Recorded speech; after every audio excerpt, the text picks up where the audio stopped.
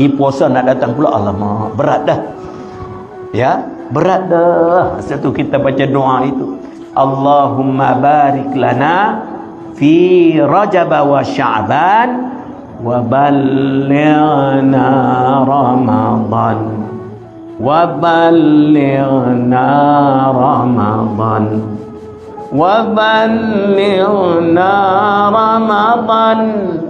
Bila kita sebut zahir wa ballighna Ramadan itu, dalam jantung kita sebut Allahumma barik lana fi Rajab wa Sya'ban wa ballighna Ramadan. Dalam wa ballighna Ramadan. Balik ni, sampaikanlah aku pada Ramadan, yakni jadilah aku orang yang betul-betul mengharungi hakikat Ramadan.